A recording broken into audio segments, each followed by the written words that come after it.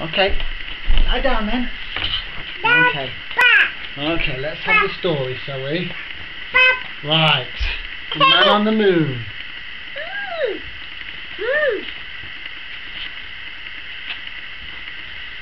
This is Bob. Perhaps you've heard people talk of him. You may know him better as the Man on the Moon. Who's that? An alien. There he is, look.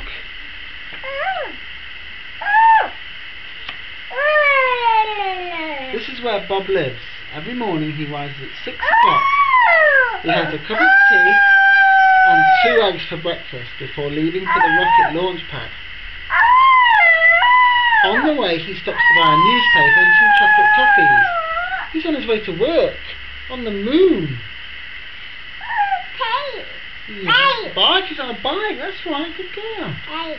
By 8 o'clock Bob arrives at the launch pad, changes into his special Man on the Moon suit and boards his fantastic rocket ship.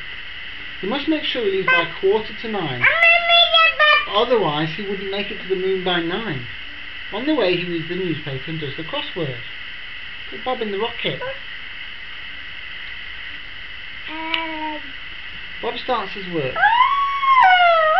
His job as Man on the Moon is very important. He has to keep the moon clean and tidy. Quite often astronauts drop food packets in cans. Yes, aliens. What are they? Some people say that the aliens are responsible for much of the rubbish, but Bob knows that that's not true. There's no such thing as aliens. What are they? Are they aliens? Yes. By 12:30 it's time to eat. Bob goes to his ship to fetch his lunchbox. This usually contains 2 sandwiches, either cheese or peanut butter, an apple and some chocolate covered nuts. Sometimes he meets his friends for a picnic. His 2 best friends are Billy, the man on Mars, and Sam, the man on Saturn. They talk about the stars and tell me, what's that alien doing there? Naughty alien stealing a cake. After lunch, tourist spaceships start arriving from Earth. It's part of Bob's job to entertain them and give them something to photograph. Look!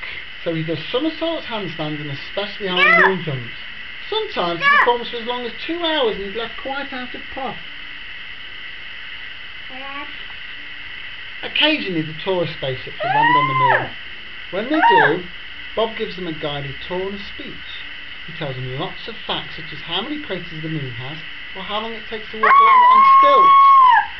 Sometimes people ask him about the aliens and Bob explains patiently that there aren't any.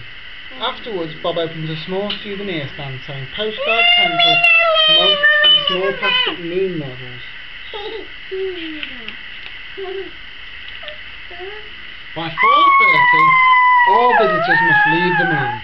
Bob looks around to see that everyone has left. He checks inside any big craters in case anyone has fallen in, but there's never anyone there. The working day is nearly over and it's time to check everything is in order before leaving for the night. Bob packs away his equipment and then he installs souvenirs into his rocket. Who's that? There, look, it's an alien. He switches on the moon's nightlight before jetting off towards the Earth. By this time, he's very tired. Oh dear. Alien in Bob's rocket. But he has to keep his wits about him while flying the rocket. As he reaches Earth, it's about 5 o'clock. The rush hour is in full swing, just with everyone leaving work, going home, just like Bob. At home, Bob is just like anyone else. First, there's a long bath. Moonwork can make you very grubby and sometimes the dust can get inside your suit.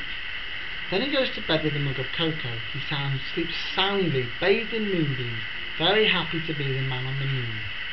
And the aliens? Well, Bob would know if there were any aliens, wouldn't he?